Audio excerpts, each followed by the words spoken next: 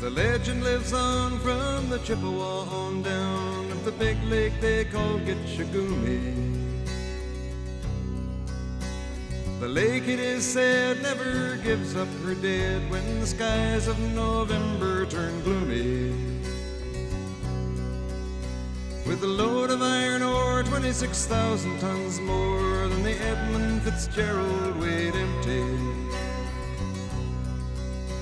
That good ship and true was a bone to be chewed when the gales of November came early. The ship was the pride of the American side, coming back from some mill in Wisconsin. As the big freighters go, it was bigger than most, with a crew and good captain well seasoned, concluding some terms with a couple of steel firms when they left fully loaded for Cleveland. Then later that night when the ship's bell rang, could it be the north wind they'd been feeling?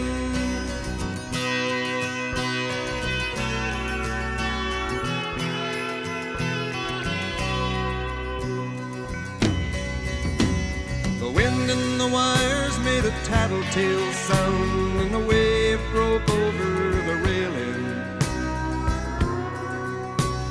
And every man knew, as the captain did too, 'twas the witch of November come stealing. The dawn came late and the breakfast had to wait when the gales of November came slashing. When afternoon came, it was freezing rain in the face of a hurricane west wind.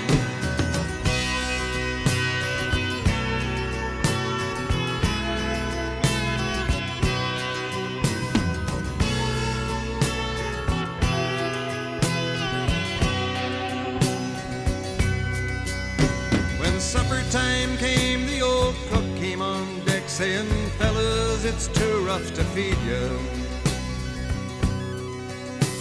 7 p.m. a main hatchway caved in. He said, "Fellas, it's been good to know ya." The captain wired in, he had water coming in, and the good ship and crew was in peril. And later that night, when his lights went out of sight, came the wreck of the Edmund Fitzgerald.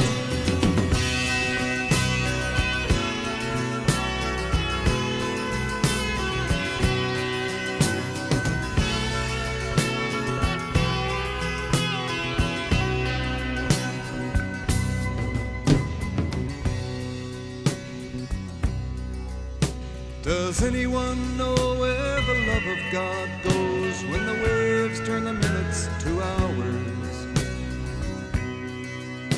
The searchers all say they'd have made Whitefish Bay if they'd put 15 more miles behind her. They might have split up or they might have capsized. They may have broke deep and took water. And all that remains is the faces and the names of the wives and the sons and the daughters.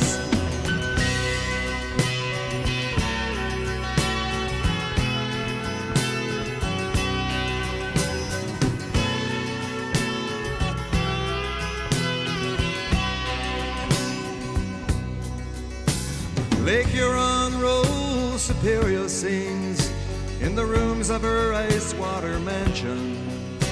Old Michigan steams like a young man's dreams. The islands and bays are for sportsmen. And farther below, Lake Ontario takes in what Lake Erie can send her. And the iron boats go, as the mariners all know, with the gales of November remembered.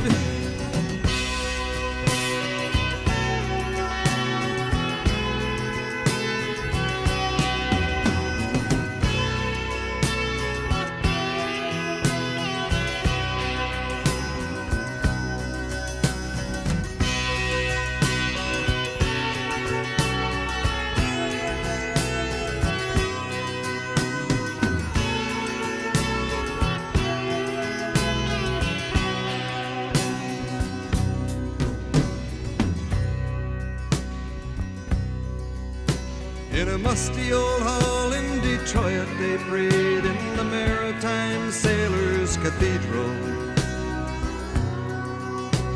The church bell chimed till it rang 29 times for each man on the Edmund Fitzgerald. The legend lives on from the Chippewa on down of the big lake they call Gitchagumi.